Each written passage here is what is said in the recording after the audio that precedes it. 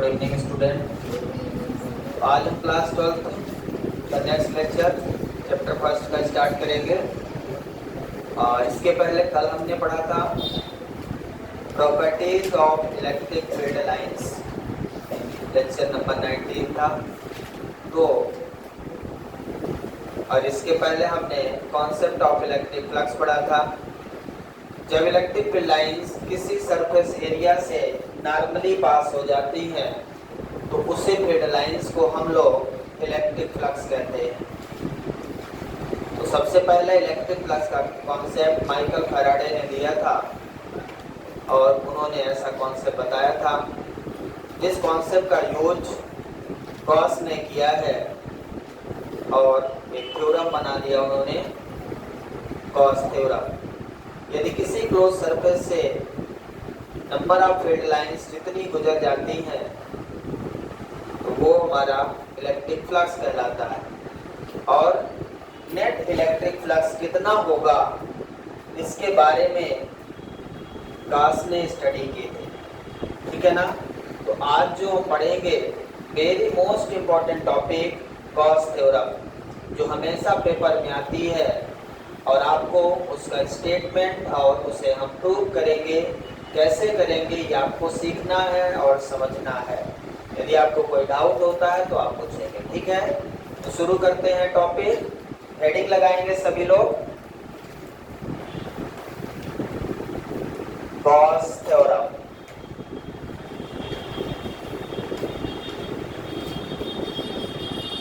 Gauss theorem GAUSS post office comma, कोई famous नाम होता है तो उसमें कामा लगता है, post office comma.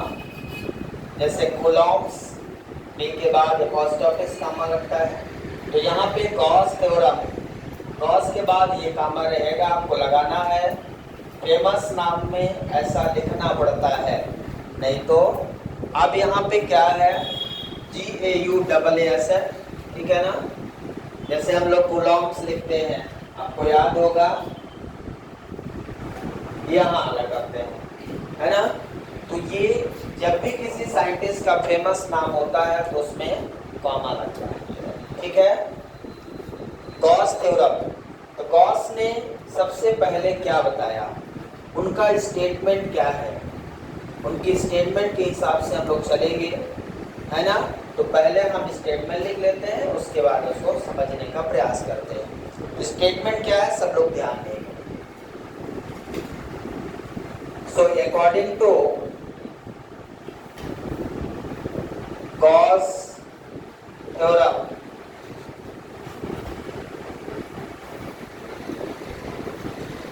according to Gauss theorem, the net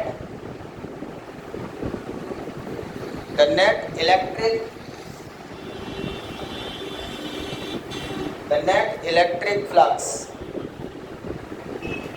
the net electric flux passing through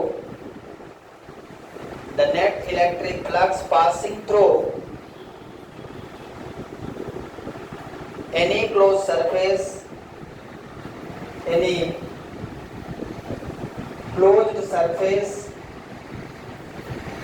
the net electric flux passing through any closed surface is equal to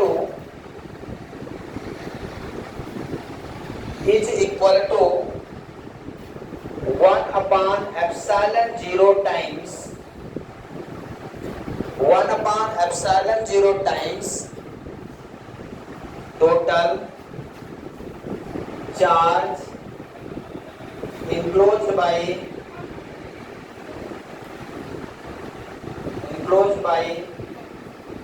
that surface.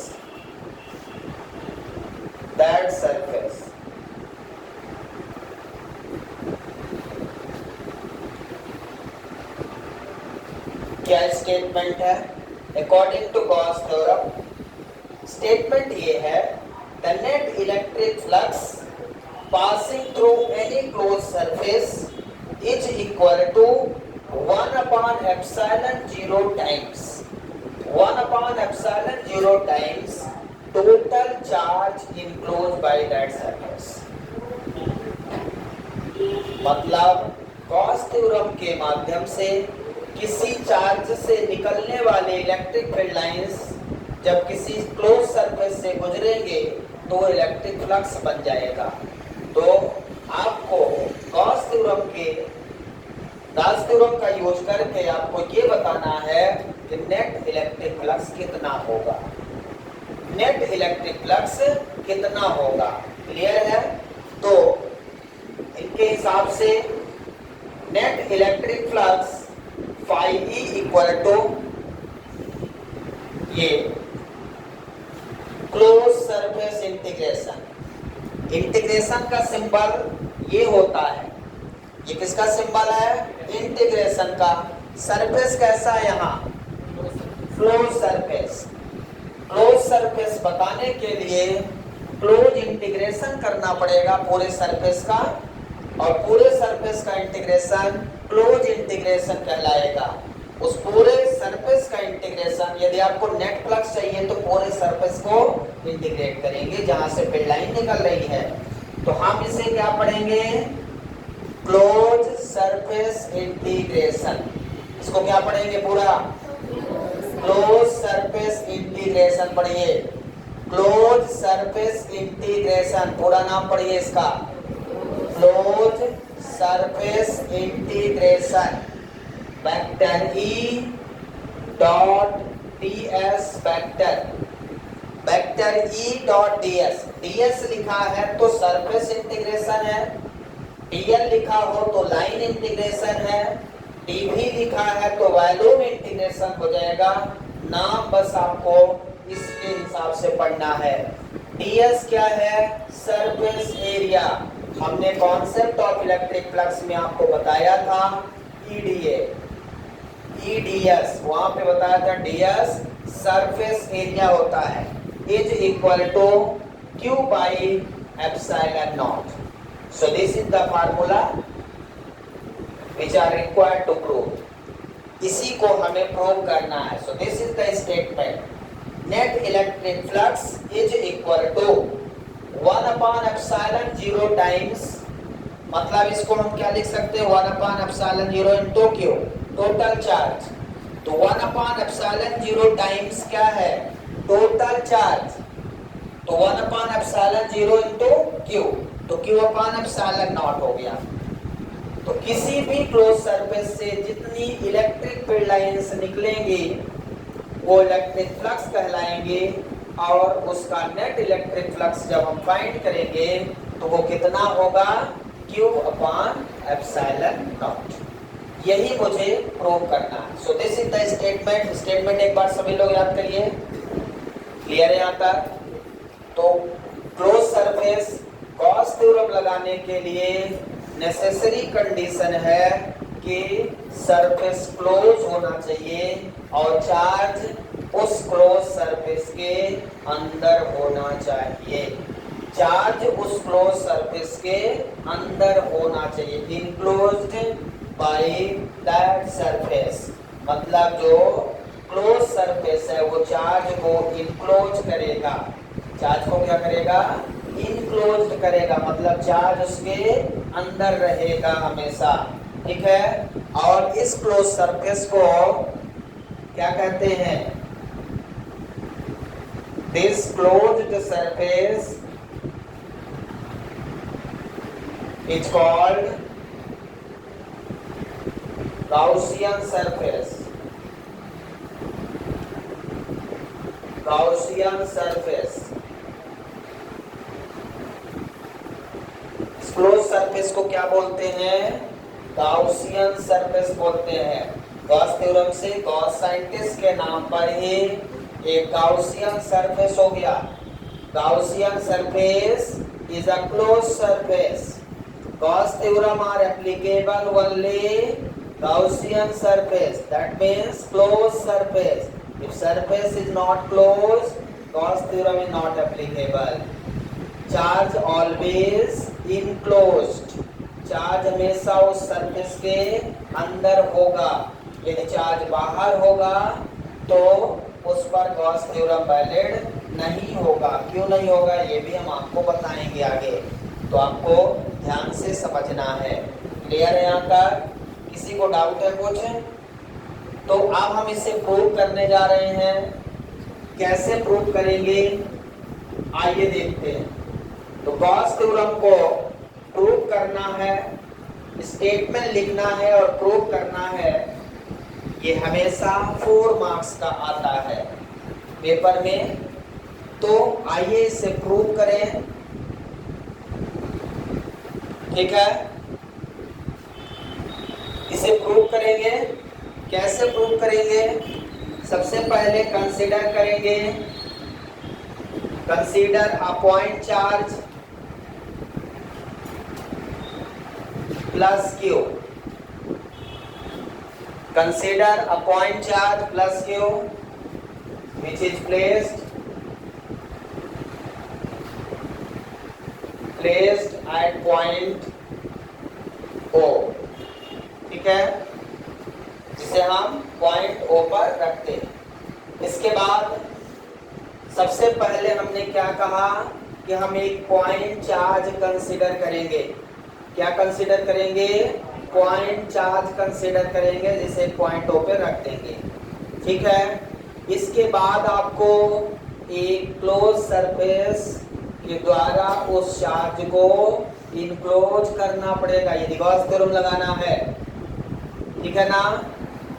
तो जब हम एक चार्ज यहाँ पे, मान लीजिए हमने यहाँ पे एक चार्ज कंसीडर किया है प्लस क्यू चार्ज, है ना?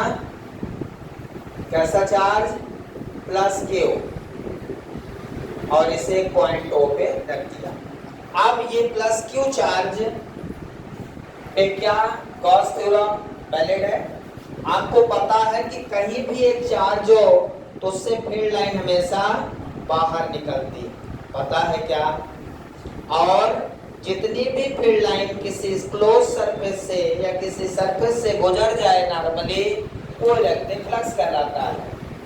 मतलब इलेक्ट्रिक फ्लक्स गॉस थ्योरम किसके लिए वैलिड है? Net electric. Net electric flux के लिए जो चार्ज है, इससे जो फील्ड लाइन निकलेगी उसको क्लोज होना जरूरी है। मतलब किसी ना किसी सरफेस से निकले। जब इलेक्ट्रिक फील्ड लाइन किसी सरफेस से निकलेगी तभी क्या कहलाएगी? वो इलेक्ट्रिक फ्लक्स कहलाएगी। फील्ड लाइन ही इलेक्ट्रिक फ्लक्स कहलाता है। मैंने आपको इलेक्ट्रिक फील्ड लाइन के कॉन्सेप्ट में बताया है जिस दिन इलेक्ट्रिक फ्लक्स बताया था। मतलब इस चार्ज से चारों तरफ फील्ड लाइन निकलेंगे, तो सबसे पहला काम क्या है? इसे क्लोज करना है। जब तक इसे क्लोज नहीं करेंगे गॉस थ्योरम एप्लीकेबल नहीं है। गॉस ने ये बताया है कि यदि आप मुझे लगाना चाहते हो तो पहले मुझे क्लोज करो। समझ में आया ना? यदि घर में कोई चोरी करने आएगा तो पहले मालिक को बांधेगा, बिना बांधे या तो मारेगा। जब तक वो जिंदा है वो चोरी नहीं कर सकता, करने नहीं देगा। वही चीज यहाँ पे, इस चार्ज को क्या करना? आपको क्लोज करना। क्लोज कैसे करेंगे? एक पॉइंट चार्ज को क्लोज करने के लिए एक स्फीयर के माध्यम से क्लोज कर देंगे। कर दिया क्लोज? किसी को दिख रहा है क्लोज किया?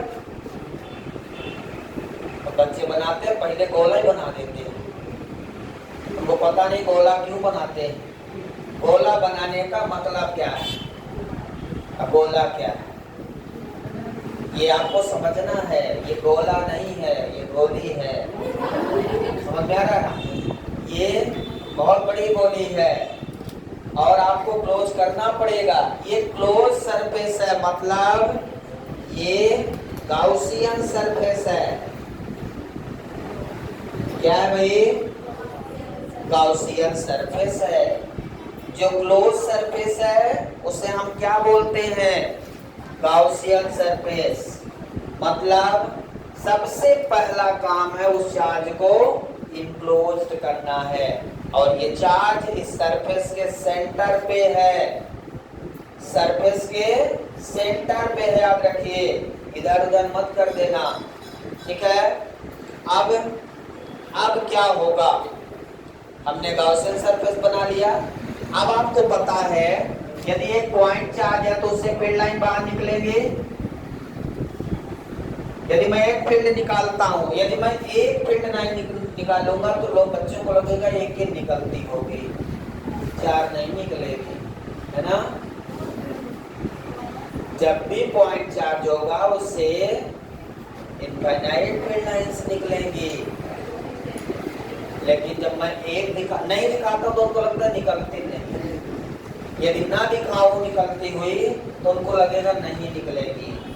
मैंने आपको पहले ही बताया है, ये नहीं सोचना है।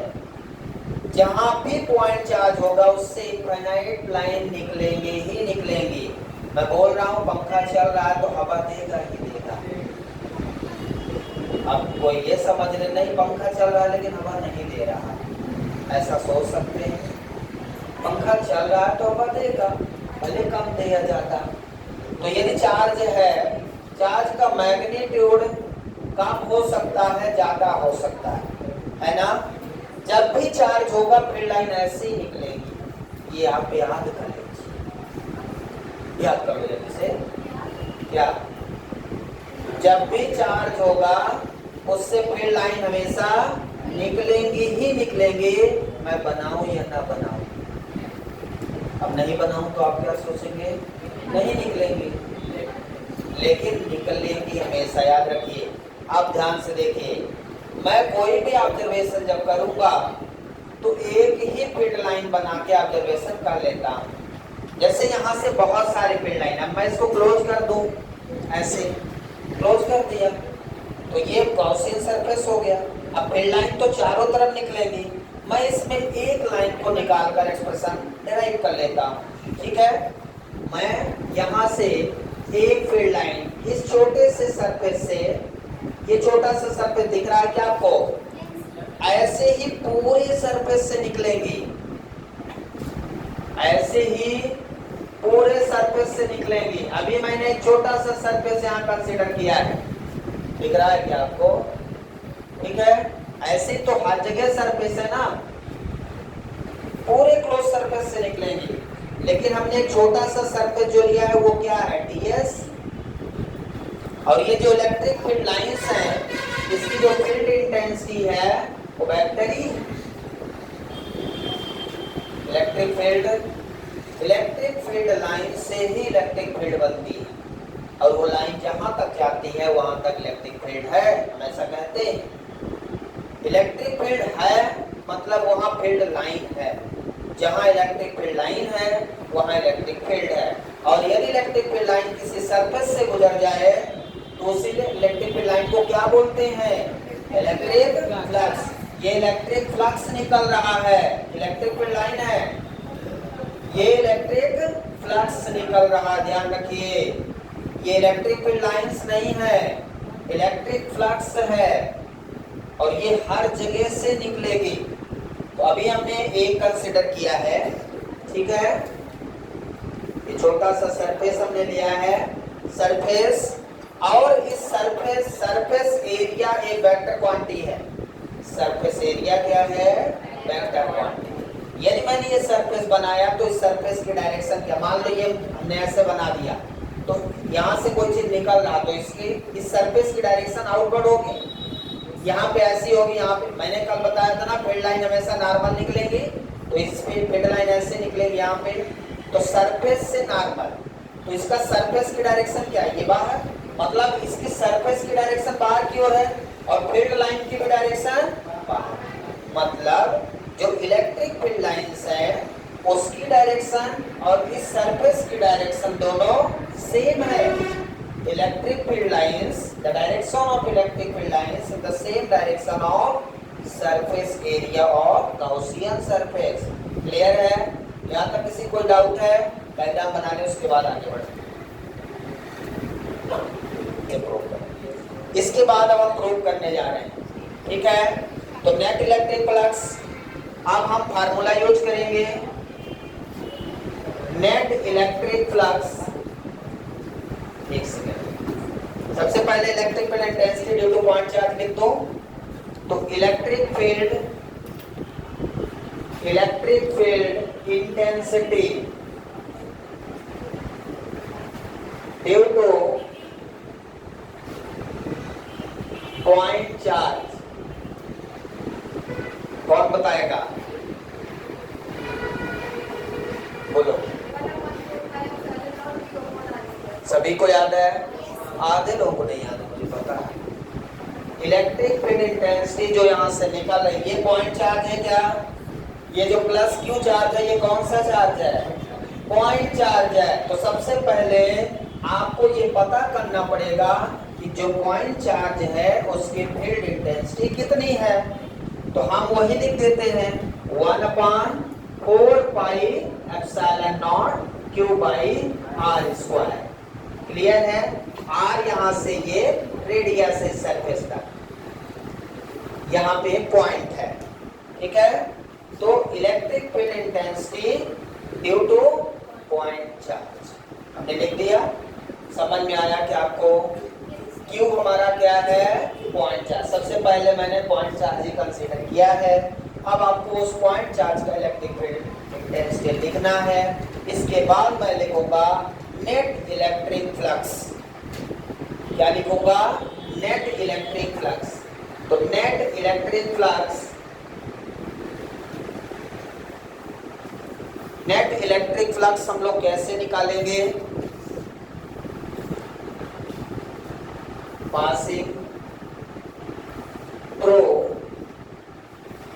Gaussian surface, Gaussian surface. तो नेट इलेक्ट्रिक फ्लक्स कितना होगा? तो गाउसियन सरफेस से पास हो रहा है।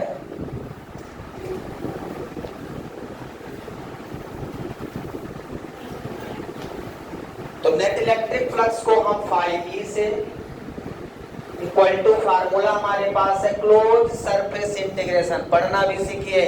क्या लिख दिया? Close surface integration vector E dot ds vector, ये फार्मूला है। इक्वल टू मुझे प्रूव क्या करना है? Q/ε0, ये प्रूव करना है। तो electric flux phi equal to close surface integration, क्या पढ़ेंगे? Close surface integration E dot ds। ये बबल क्या बता रहा है? क्लोज सरफेस इंटीग्रेशन, मतलब पूरा क्लोज सरफेस को इंटीग्रेट करना है, पूरे क्लोज सरफेस को इंटीग्रेट करना है। ठीक है? क्यों पूरे सरफेस को इंटीग्रेट करना है? बताओ, बोलो। पूरे सरफेस को क्यों इंटीग्रेट करेंगे? पूरे सरफेस को इंटीग्रेट करने की क्या जरूरत है? नहीं बता पा रहे? तो बताओ। हाँ, नेट फ्लक्स क्यों? हाँ, आपको पता है कि जो फील्ड लाइन निकल रही हर जगह से निकल रही है ना। तो अभी तो आप एक पॉइंट से निकलने वाले फ्लक्स को ले रहे हो। जब आपको पूरा लाइन पूरे क्लोज सरफेस का निकालना तो क्या करना पड़ता है? इंटीग्रेट करना पड़ता है।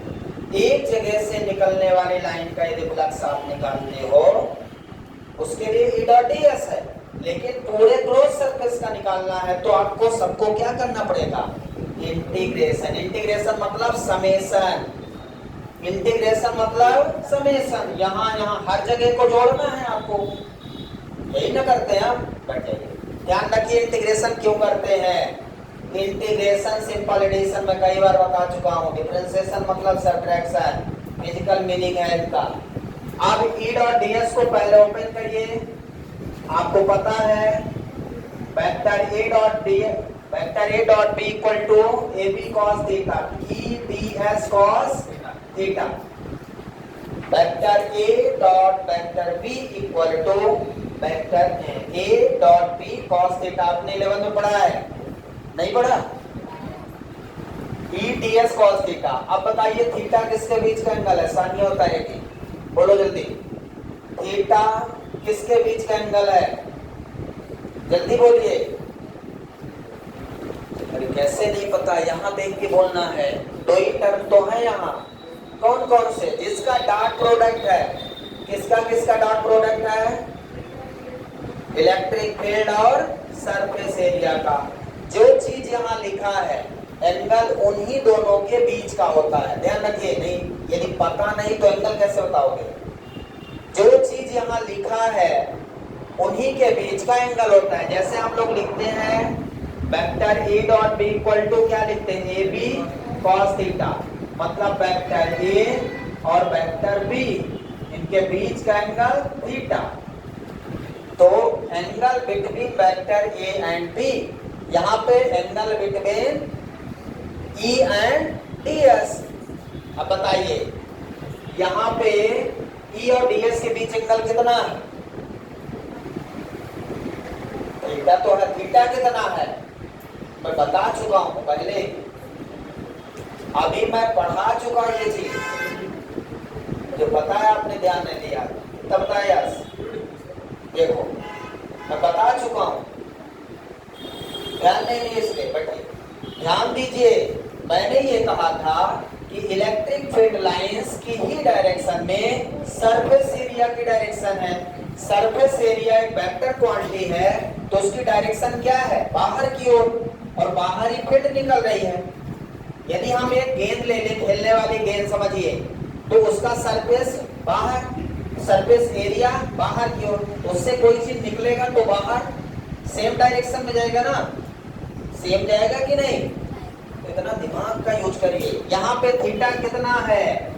0 डिग्री, कॉस 0 1। अब नेट इलेक्ट्रिक फ्लक्स कितना हो गया भाई? Close surface integration E D S. किसी को याद है? थीटा 0 हो गया, कॉस 0 की वैल्यू 1, याद कर लीजिए। तो कितना बचा? E D S. अब इलेक्ट्रिक, यहाँ पे देखिए इलेक्ट्रिक फील्ड वेक्टर क्वांटिटी है, ये ds वेक्टर में है। यहां जब लिखा हमने तो इलेक्ट्रिक फील्ड किस में हो गया? मैग्नीट्यूड में। ds किस में हो गया? मैग्नीट्यूड में। और ये जो electric field intensity due two point charge मैंने लिखा है, ये भी मैग्नीट्यूड में लिखा है। किसमें लिखा है? मैग्नीट्यूड में। इसीलिए हमें यहाँ पे इलेक्ट्रिक फील्ड को मैग्नीट्यूड में निकालना पड़ा। डायरेक्ट यहाँ रख देंगे गलत हो जाएगा, क्योंकि इलेक्ट्रिक फील्ड किस फॉर्म में लिखा है? In magnitude form. ये इलेक्ट्रिक फील्ड का मैग्नीट्यूड लिखा है, याद रखिएगा। ठीक है, समझ में आ रहा? अब हम क्या करेंगे, यहां से ई को बाहर ले लें, बचेगा क्या? Close surface integration ds। अब आई ई इक्वल टू ई मतलब ई की वैल्यू रख दीजिए। ई बाहर हो गया, ई की वैल्यू कितनी है? ई मतलब electric field intensity due two point charge कितनी है बोलिए? 1/4πε0 q by r square into कितना लिखते हैं? Surface area. ये क्या है? क्लोज सरफेस इंटीग्रेशन, मतलब ये जो सरफेस है इसका सरफेस एरिया क्या होगा? तो ये सरफेस जो क्लोज सरफेस गाउसियन सरफेस है, गाउसियन सरफेस जो है ये किस शेप का है? स्फेरिकल शेप है। तो स्फेरिकल का सरफेस एरिया में लिखना है, तो किसी को याद है surface area of sphere? 4πr²। तो इसकी जगह पे हम क्या लिखेंगे? 4πr²। इसकी जगह लिख दिया हमने close surface integration equal to 4πr²। ऐसा लिख देंगे। आगे लिखना पड़ेगा। अब बोलिए यहाँ से 4π से 4π कैंसिल, r² से r² कैंसिल, कितना बचा? कितना बचा बोलिए? q by epsilon naught. आपको प्रूव क्या करना था? यही प्रूव करना था net electric flux is equal to 1/ε0 times total charge enclosed by that surface. Total charge कितना इनक्लोज हो रहा है? Q। समझ में आ रहा है आपको? किसी कोई डाउट है यहाँ तक? तो यहाँ तक किसी कोई डाउट है? गॉस थ्योरम हमने प्रूव कर दिया है। क्या है ये? Net electric flux is equal to 1/ε0 times total charge enclosed by that surface. कितना चार्ज इनक्लोज है यहाँ पे? Q। मान लीजिए एग्जांपल के लिए एक क्लोज सरफेस है। सबसे पहले मान लीजिए छोटा सा, ये प्रूफ हो गया आपका, ठीक है। अब हम एक एग्जांपल लेते हैं। गॉस थ्योरम प्रूफ हो गया। यहाँ पे चार्ज रखते हैं Q1, एक चार्ज यहाँ पे रखते हैं Q2, एक चार्ज यहाँ पे रखते हैं Q3। अब मुझे यहाँ पे कितने चार्ज दिख रहे हैं? 3 चार्जेस। अब गॉस थ्योरम लगाना है और आपको ये पता करना है कि इन तीनों चार्जेस के कारण कितना नेट इलेक्ट्रिक फ्लक्स होगा, कितना नेट इलेक्ट्रिक फ्लक्स होगा। समझ में आ रहा है? तो सबसे पहले इनको क्लोज सरफेस बनाएंगे। यदि आपको गॉस थ्योरम लगाना है तो आपको क्या करना है? क्लोज सरफेस बनाना है। अब यहाँ पे इलेक्ट्रिक फ्लक्स इक्वल टू कितना चार्ज इनक्लोज हो रहा है? Q1 plus Q2 plus Q3। तो Q1 plus Q2 plus Q3 upon epsilon not. समझ में आया क्या? जितना चार्ज इनक्लोज होगा उसे हम पूरा एज इट इज लेंगे। यहां तक लिखिए। दूसरा है Q1 माइनस Q2 Q3। यहाँ पे ऐसा है, कुछ चार्ज पॉजिटिव है कुछ नेगेटिव है, तो नेट इलेक्ट्रिक फ्लक्स क्या लिखेंगे? Q1 minus Q2 plus Q3 upon epsilon not. Net electric flux लिखने के लिए हमें चार्ज को इनक्लोज्ड चार्ज का एल्जेब्रिक सम करना है। क्या करना है? एल्जेब्रिक सम मतलब अकॉर्डिंग टू गिवन साइन। यदि वो प्लस में है तो उनको प्लस में जोड़ना है, ठीक है, गॉसियन सरफेस के अंदर। यदि वो माइनस में है तो उनको माइनस में जोड़ना है। क्लियर है? अब हमारे पास एक चार्ज Q1 है, एक चार्ज Q2 है, एक चार्ज Q3 है। अब यहाँ पे Q1 Q2 Q3 there are 3 charges but 2 charges are inside of the Gaussian surface and Q3 outside from the Gaussian surface। ठीक है। अब Q3 क्या हम नेट इलेक्ट्रिक फ्लक्स क्या लिखेंगे? Q1 plus Q2। Net electric flux कितना लिखेंगे भाई? Q1 plus Q2। Q3 को हम इंक्लूड नहीं करेंगे क्योंकि Q3 पर कोई गॉसियन सरफेस नहीं है।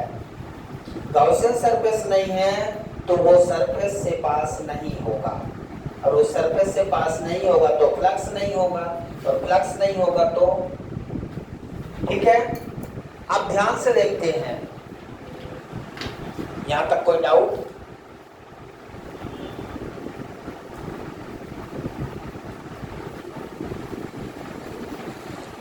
देखिए, जब कोई चार्ज बाहर होता है तो गॉस थ्योरम में एप्लीकेबल क्यों नहीं होता? यदि कोई चार्ज बाहर है तो वो गॉस थ्योरम में एप्लीकेबल क्यों नहीं है? ये रीजन मैं आपको बताने जा रहा हूं, जो वेरी वेरी मोस्ट इंपॉर्टेंट है। समझने का प्रयास करें। ये समझ में आ गए तीनों पॉइंट? तीनों पॉइंट समझ में आ गए? आपको इतना याद रखना है कि जब चार्ज गॉसियन सरफेस के अंदर होंगे, मतलब आपने स्टेटमेंट क्या लिखा है? The net electric flux passing through any close surface is equal to total charge enclosed by that surface. मतलब नेट इलेक्ट्रिक फ्लक्स जो है वो किसके बराबर होगा? 1/ε0 के बराबर होगा, जिसमें चार्ज जितने उसके अंदर होंगे वो टोटल चार्ज होंगे। मतलब जैसे इसके अंदर कितने हैं? Q1 plus Q2 plus Q3 upon epsilon. Clear है? यहाँ पे माइनस में है तो माइनस हो जाएगा। अब हम आपको ये बताने वाले हैं कि कोई भी चार्ज गॉसियन सरफेस के बाहर है तो उस पर गॉस थ्योरम क्यों एप्लीकेबल नहीं है। तो आप पहले ये समझें, एक हमने सरफेस बना लिया, यहाँ पे हमने एक चार्ज रख दिया Q, इसके अंदर कोई चार्ज नहीं है, ठीक है। सरफेस गॉसियन सरफेस से बाहर है। अब यदि मैं मान लो कि यहां से हमने फील्ड लाइन निकाल दिया, अब आप बताइए मुझे पहले, ये जो सरफेस है इसमें इलेक्ट्रिक फील्ड की डायरेक्शन ये है, इसके सरफेस की डायरेक्शन बाहर की ओर, मतलब यहां से जो फील्ड लाइन है वो भी बाहर और जो सरफेस है वो भी बाहर, दोनों की डायरेक्शन सेम है ना। लेकिन इस पॉइंट पे देखिए इलेक्ट्रिक फील्ड की डायरेक्शन इधर, ये इलेक्ट्रिक फील्ड की डायरेक्शन है, लेकिन इस जगह का जो सरफेस है, सरफेस ऐसे होगा। मैंने आपको बताया सरफेस तो हमेशा नॉर्मली निकलेगा। सरफेस कैसा निकलेगा?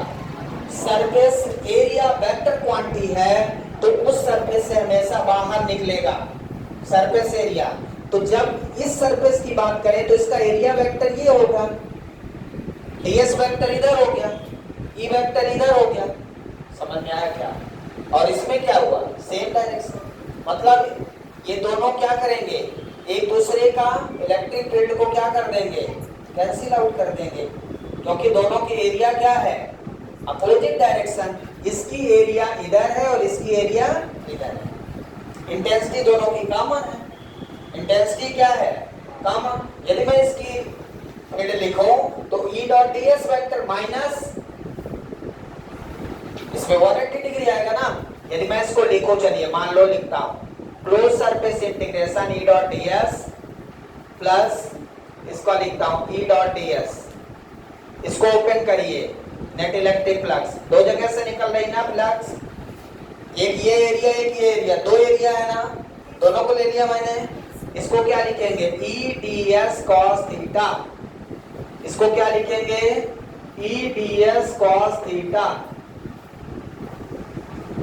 इसका थीटा कितना है, इसका थीटा 0 डिग्री, cos 0 1, इसका थीटा 180 डिग्री, cos 180 माइनस 1। क्या होगा अब, क्या होगा अब, E ds minus E ds कितना आ गया, 0 आ गया। दो सरफेस से फील्ड लाइन पास हो रही थी, एक की डायरेक्शन सेम थी एरिया में, एक की अपोजिट थे, जिस कारण से नेट इलेक्ट्रिक फ्लक्स कितना आ गया, 0। इसीलिए मैंने लिखा था कि जब भी गॉसियन सरफेस होगा तब उसका नेट इलेक्ट्रिक फील्ड होगी, नेट इलेक्ट्रिक फ्लक्स होगा, और यदि गॉसियन सरफेस नहीं है तो उसका नेट इलेक्ट्रिक फ्लक्स 0 होगा। प्रूव कर दिया मैंने। वेरी मोस्ट इंपॉर्टेंट पॉइंट है ये, क्यों और कैसे ये कोई नहीं बताएगा आपको। नेक्स्ट एग्जांपल देखते हैं। हमारे पास एक स्क्वायर है, यहाँ पे एक चार्ज रखा हुआ है, आपको बताना है नेट इलेक्ट्रिक फ्लक्स। हमारे पास एक इस तरह से यहाँ पे एक चार्ज रखा है, हमारे पास एक क्यूब है,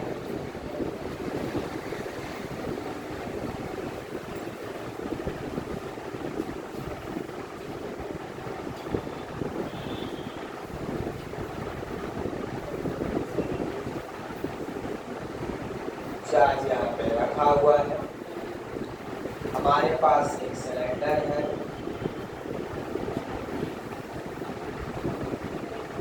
चार्ज यहाँ पे रखा हुआ है, आपको बताना है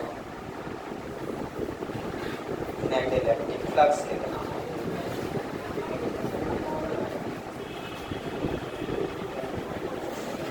नेट इलेक्ट्रिक फ्लक्स कितना होगा ये आपको बताना है।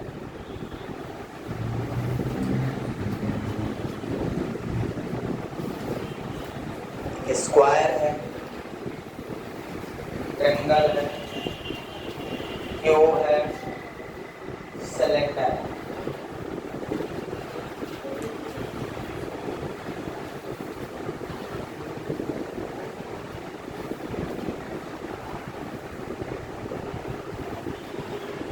शुरू करें। ये सभी गॉसियन गॉसियन सरफेस है, क्रॉस सरफेस, जिनके अंदर चार्ज रखा हुआ है, ठीक है। चार्ज क्यों रखा है? स्क्वायर शेप है, ठीक है। उसका इलेक्ट्रिक फ्लक्स ये एक शेप है। मतलब हम ये आपको बताना चाह रहे हैं यहाँ पे कि जो गॉसियन सरफेस है उसका शेप क्या होगा, क्या जो हमारा नेट इलेक्ट्रिक फ्लक्स है वो गॉसियन सरफेस के शेप पर डिपेंड करता है। गॉसियन सरफेस के शेप पर गॉस थ्योरम डिपेंड नहीं करती, मतलब net electric flux does not depends on the shape of Gaussian surface. Point लिखेंगे, क्या बोला? Net electric flux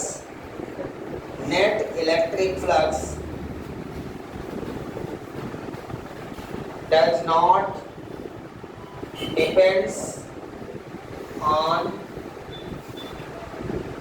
Gaussian surface, depends on shape of Gaussian surface।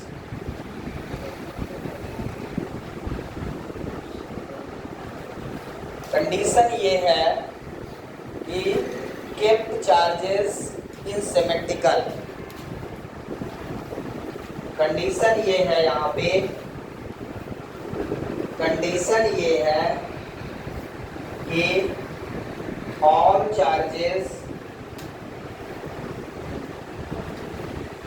kept all charges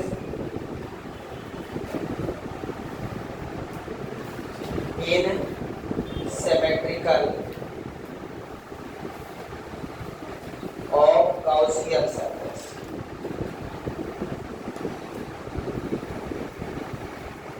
Gaussian surface charges जो रखे हो वो सिमेट्रिकल हो Gaussian surface के, मतलब सिमेट्रिक हो।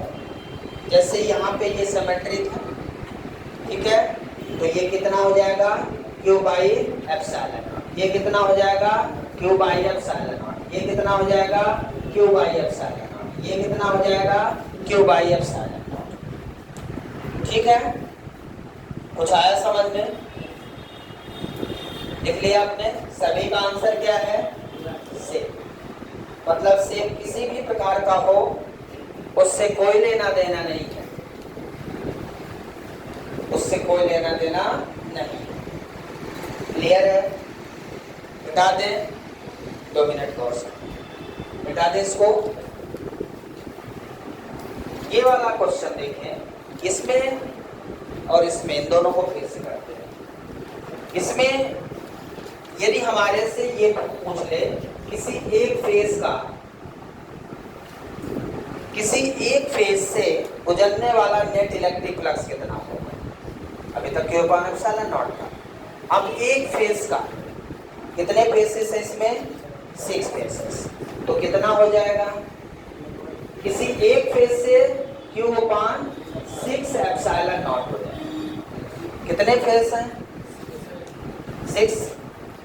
तो एक फेज से 1 Q upon 6 epsilon not, 2 phase से Q अपॉन 3 एप्सिलॉन नॉट हो जाएगा, है ना?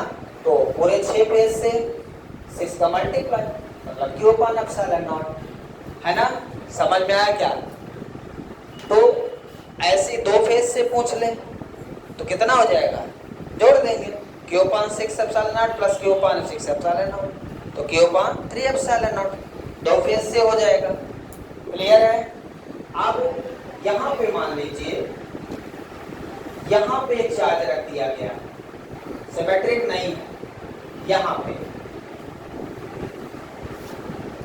अब क्या होगा?